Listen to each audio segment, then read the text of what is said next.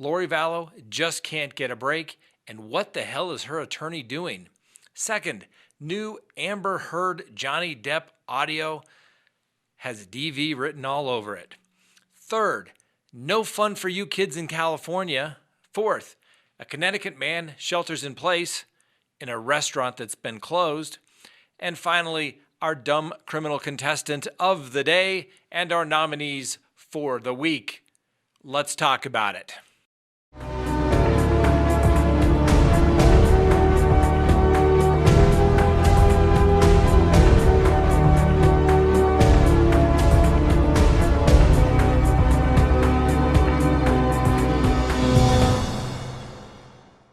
Good day, Crime Talk aficionados. This is Scott Reisch of Crime Talk, and thank you for tuning in. We appreciate you taking the time to watch our channel. If you have not already done so, we would ask that you hit that like button, hit that little bell so that you receive notifications of when we put up new content, and leave a comment below as we want to know what you think about what we've discussed today. First on the docket, Lori Vallow just can't get a break. As you know, Lori Vallow, she just can't get a break because nothing's gone right for her. First of all, she can't find her kids. Second of all, she gets married and her honeymoon is cut short via extradition back to Idaho. Her bond doesn't quite get reduced as low as she needs it to be. And now there's talk that the Idaho Attorney General is investigating her as a possible suspect, along with her new husband number 5, Chad Daybell, as it relates to the death of his wife. Fortunately, though, the only thing that has gone well for Lori Vallow is the fact that before she got married, Chad Daybell's wife passed away some 2 weeks before that. So I guess she has that going for her. But other than that, it's all been downhill from there.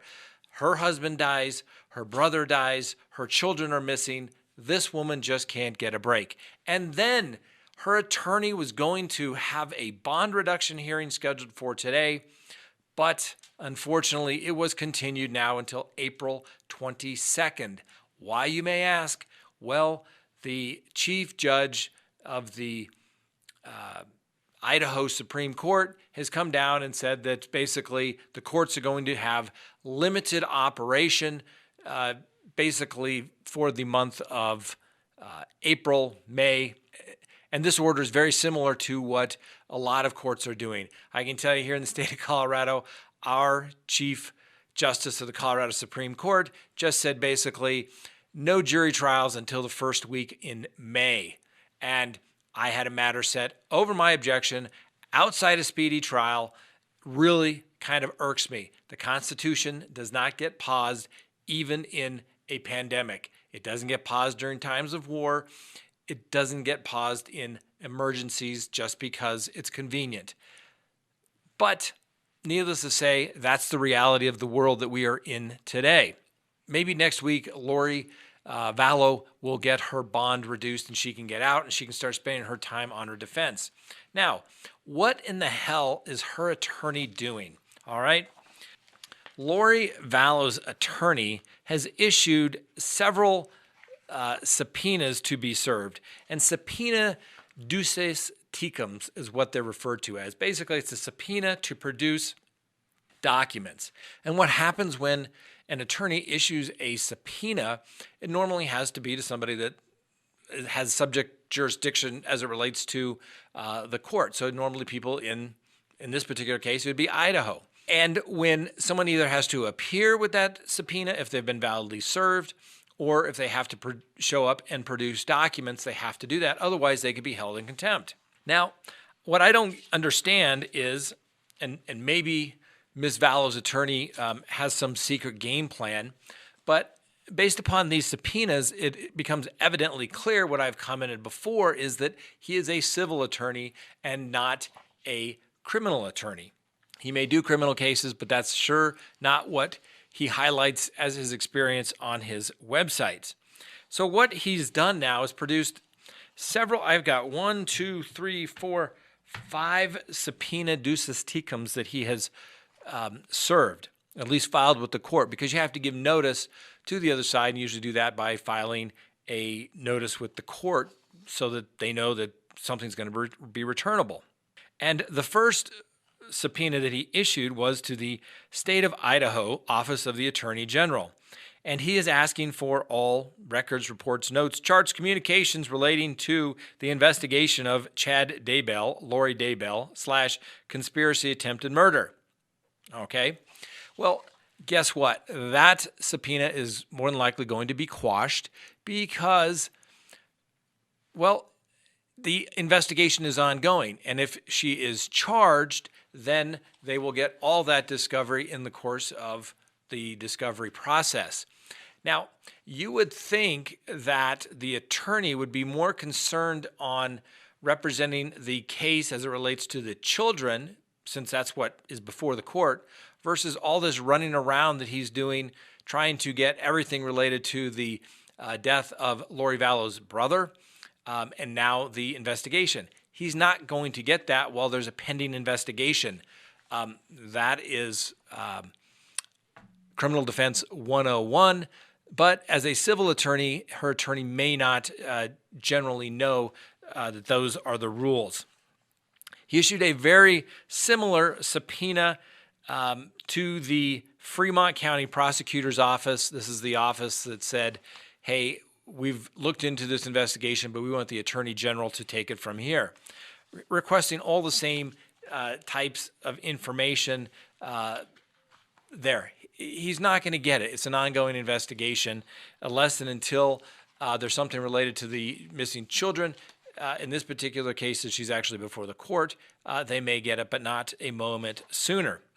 So he has also issued a subpoena to Southwest Airlines and their credit card program. And they are asking for that basically Chase Bank produce all the records related to Charles Vallow and or Miss Lori Daybell Vallow.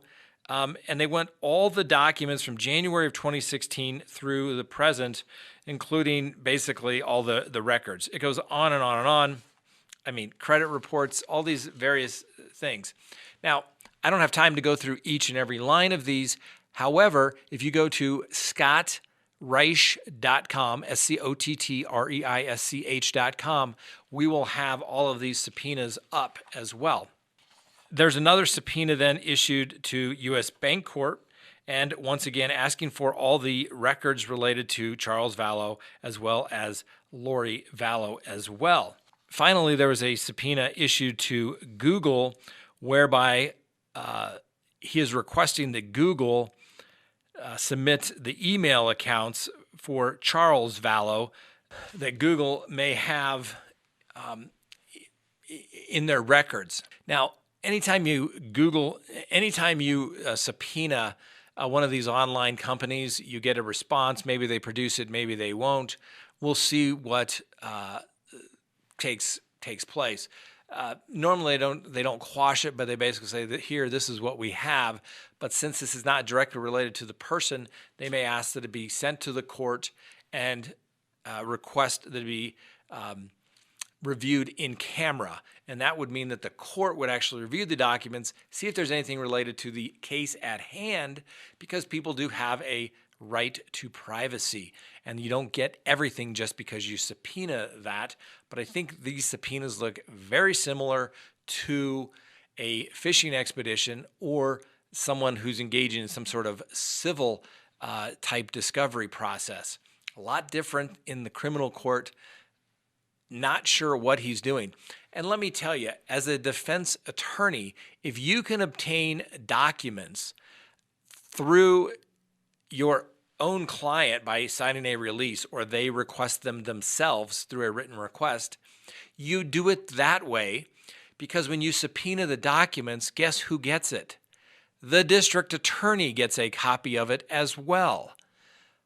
So if you're not sure exactly what's there, you want to keep it to yourself because the defense wouldn't have to produce it. But when it's produced via subpoena, the other side automatically gets a copy of it. And you don't want to do that unless you're absolutely certain of what is there. I've said this before. Maybe this attorney of Ms. Vallow Obviously, he must know some information that we don't have, but to the curious outside observer and your lovable little defense attorney here, who's done this for some 25 years, doesn't make a whole lot of sense.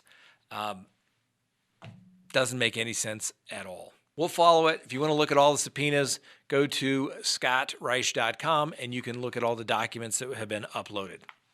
Next on the docket, a little celebrity news. Now, Amber Heard and Johnny Depp, they've had a very tumultuous love-hate relationship. It's clear that they love to hate each other, and even though they were in fact married for a short amount of time, Johnny Depp is suing her, claiming $50 million in damages related to the defamation and case that he has brought regarding the libelous and slanderous statements that she has put out about him. Now, we have put up a call previously. There should be a link right below here where you can listen to that.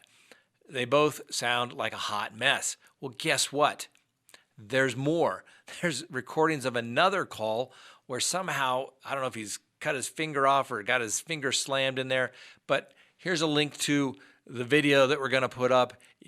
Take a listen to it. Crazy, crazy, crazy.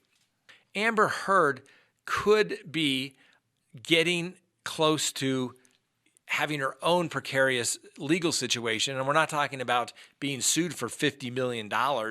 We're talking about the fact that she may have made untruthful statements as it related to obtaining a protection order against Johnny Depp. Specifically, and since this has turned into an all-out brawl, Johnny Depp is now claiming that Amber Heard may have faked her injuries at the hands of Johnny Depp to obtain a restraining order. Specifically, Depp's attorneys want to interview actor James Franco, and they've subpoenaed him for a deposition because he apparently was spotted with Heard on surveillance footage. And Franco saw Heard's face in the days and nights before and after the actress went to court and alleged bruises for the temporary restraining order back in May 27th of last year. And a judge has ruled that this suit can go forward against Amber Heard over Heard's penning an op-ed for the Washington Post, which she didn't name Depp in the article, but was about Depp's alleged domestic abuse allegations.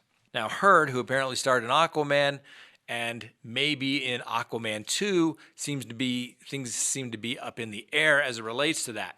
These two individuals possibly deserve each other, but they are a hot mess. Bottom line, run. Both of you need to run. I'm surprised somebody hasn't wound up in jail just yet, but take a listen to this audio. It is dysfunctional through and through. Next on the docket, no fun for you kids in California. Now, we talked about the stay-at-home orders and executive orders, all right? And we did a little refresher course that it's the legislature that passes laws and says what you can and can't do. And these executive orders are really policy statements as it relates to how agencies within the executive branch should handle things. So, for example, here in Colorado, the governor has said that he will not enforce provisions of the various liquor codes so that restaurants can sell liquor or deliver it, which would normally be completely prohibited. He's doing that to help the restaurants. He's not making a new law. He's basically saying as a policy, we're not going to enforce that. I, as governor, am saying we're not going to enforce that. These executive orders are recommendations. Unless the legislature has specifically said this is a law, there's no enforcement as it relates on a criminal side. It's a civil action. So, for example, if here in Colorado, the Department of Regulatory Agencies has said that realtors cannot show homes. If somebody shows a home, the Department of Regulatory Agencies the Realtors Board could hold an administrative action against that realtor. They could fine them. They could take their license. Unlikely and unaware of any circumstance where they could be criminally charged. Same thing as it relates to chiropractors. You can go to the doctor, but you can't go to the chiropractor. Well, it's arbitrary. It just depends on who the governor likes best that particular day. And I don't know about in your neighborhood, but when I drive home every day, there is much more and more traffic every day because people are going to have to make a living. And if they aren't able to make a living, things are going to get primitive real fast, all right? I've never seen anything like this in my 50 years of life. This is crazy.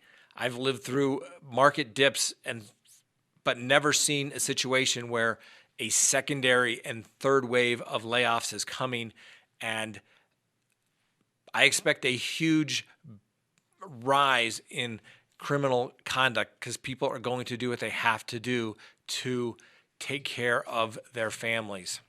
Jumping back to California. Apparently officials in California are so sick and tired of skaters violating stay-at-home orders, they have straight up dumped 37 tons of sand into a popular skate park so that they can stop this illegal skateboarding. That's right. Another gateway crime, ladies and gentlemen, just like driving with expired plates. First of all, you skateboard when there's a stay-at-home order, and the next thing you know, you could be robbing banks. Who knows where this madness will ever end?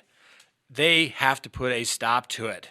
So even though the residents of California have been urged to self-isolate as much as possible since mid-March, the government has done everything they can to slow the spread of the coronavirus. Apparently, skate parks and the people that go there just don't get it.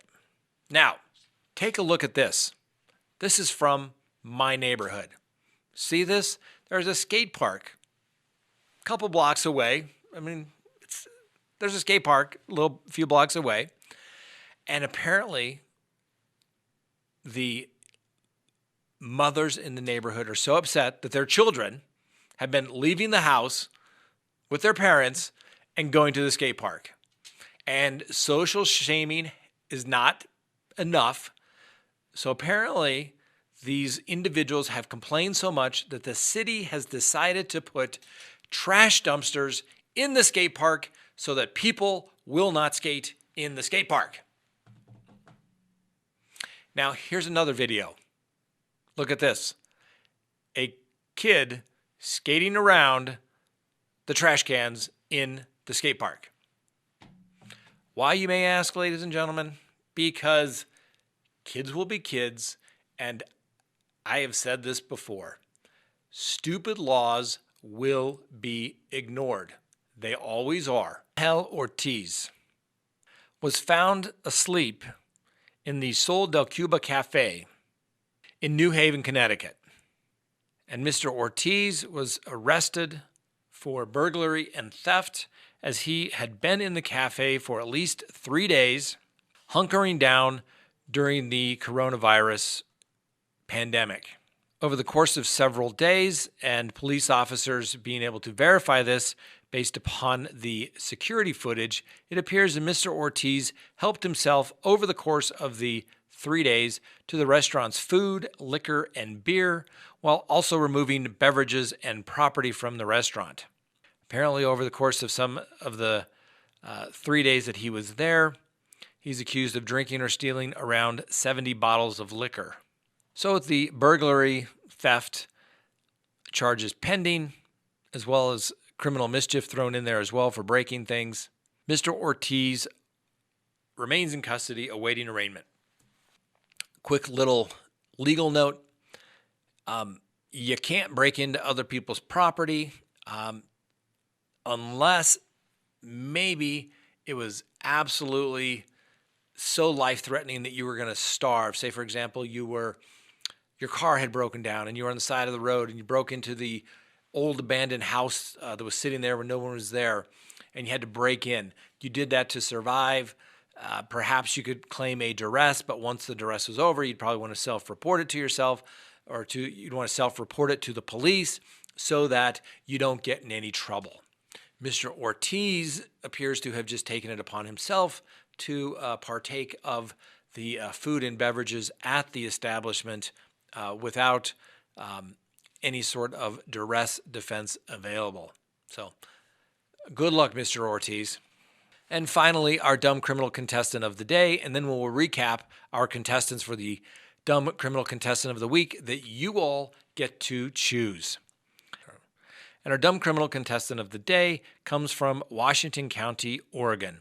There, a Beaverton man by the name of Genardo Segundo Garcia was arrested Wednesday for DUI, a felony in this particular case, as well as driving with a revoked license, which is also a felony in this particular case. Well, given the current situation, he was simply given a citation and released to a responsible party to go to his home. The same deputy that arrested Mr. Garcia earlier in that day, who had a BAC, a blood alcohol level of 0.200, was spotted later driving a different vehicle, but the officer knew Mr. Garcia and pulled him over. And he was yet again charged with a second DUI with his BAC being 0.090. Now, Mr. Garcia is our dumb criminal contestant of the day. You would be surprised as to how many times something like this has taken place. I can think of at least 3 occasions where I have represented somebody who picked up multiple DUIs in the same day or within a 24-hour span. Obviously, we hope Mr. Garcia gets the help that he needs for an obvious drinking problem. I can also think of one particular case where I represented a doctor who was driving his Ferrari, and he got a speeding ticket. And the officer was rude to the client, and back and forth. There was a mutual exchange. Needless to say, when the doctor received his ticket, said, "Boy, I hope I never see you in the emergency room," took his ticket and drove off in a very expeditious manner, only to be pulled over by the police officer yet again. And after the third attempt, the client ultimately drove off much slower, but we all received a very good resolution in that particular case because everybody's emotions got the best of them and everybody should have let things go. So, quick recap. Mr. Garcia, 2 DUIs in the same night. Our dumb criminal contestant, number 1. Next, we have Robert Kovner, who liked to put threats on Facebook because he did not like the fact that people were not wearing face masks. Not to telegraph who I think my favorite may be, but my personal favorite this week is Playboy Carti, who gets pulled over. They find guns and drugs in the car. His buddy takes kind of the rap for him. But in the meantime, he tells the police officer that he effed his daughter and that his wife is pretty. Let's not forget our little couple in South Carolina who got into a fight after a threesome apparently went bad and no happy ending second time around. Next, we have the employee at the Beauty Room Nail Salon in Ohio who advertised that she's willing to step out of quarantine to do nails for past customers and new ones. Needless to say, people were there to enforce that. And yes, also one of my favorites is the gentleman who beat up his cellmate because he was asked to do a double flush to air the situation out a little bit after a smelly visit to the community toilet. Let me know what you think about what we've talked about today. Do you think Lori Vallow just can't get a fair shake? Do you think her attorney knows what the hell he's doing? Are Amber Heard and Johnny Depp really that dysfunctional? Thank God they're no longer together anymore. Do you really think it's worth dumping 37 tons of gravel into skate parks? And please vote for our dumb criminal contestant winner for the week, and we'll let you know how those results come out on Monday. Stay safe, wash your hands, exercise common sense, stay healthy. We'll see you next time on Crime Talk.